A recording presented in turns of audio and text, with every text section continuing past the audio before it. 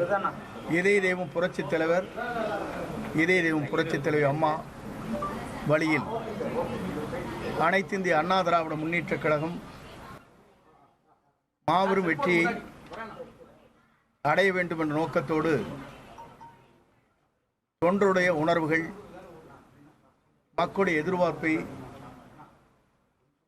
பிரதிபலிக்கின்ற வகையில்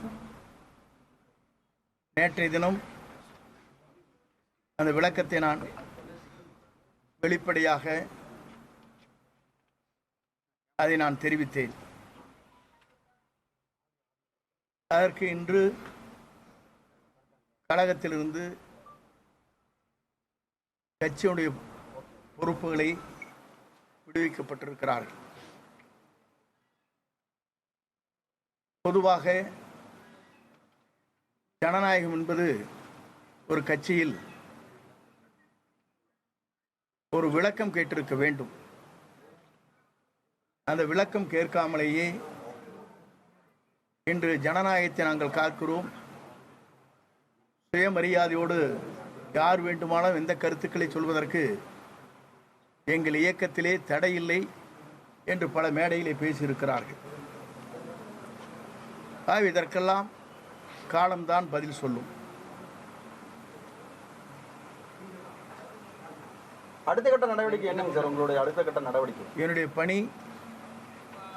இதை நோக்கித்தான் தொடரும் சார். பணி நோக்கி தொடரும் அப்படின்னா எல்லாரையும் ஒருங்கிணைக்கிற பணிங்களா சார், அல்லது இந்த பணி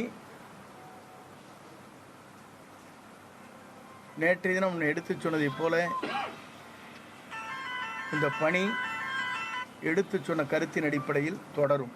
சார், நேற்று நீங்கள் சொல்லும் பொழுது ஆதரவாளர்கள் நிறையா இருக்காங்க அப்படின்னு சொல்லியிருந்தீங்க. மூத்த அமைச்சர்கள் எல்லாரும் ஒன்றாக தான் சேர்ந்து செயல்படுறோம் அப்படின்னீங்க. இது வரைக்கும் யாருமே உங்களை வந்து நேரில் சந்தித்து ஆதரவு தெரிவித்த மாதிரி தெரியலீங்களா சார்?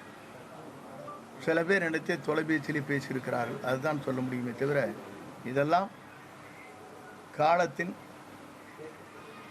போக போக காலத்திலான் தெரியும். சார் 6 பேர் கொண்ட குழு நாங்கள் எங்களை சந்திக்கல, அதை பச்சை போய் அப்படிங்கிற மாதிரி சொல்லியிருக்காரு சார்.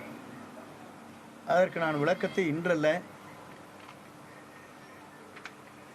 இந்திய தமிழ் ஹிண்டிலே நான் பல்வேறு விளக்கங்களை நான் தந்திருக்கிறேன். பல்வேறு கருத்துக்களை சொல்லுகிற போது நாங்கள் சந்தித்தது, பரிமாறியது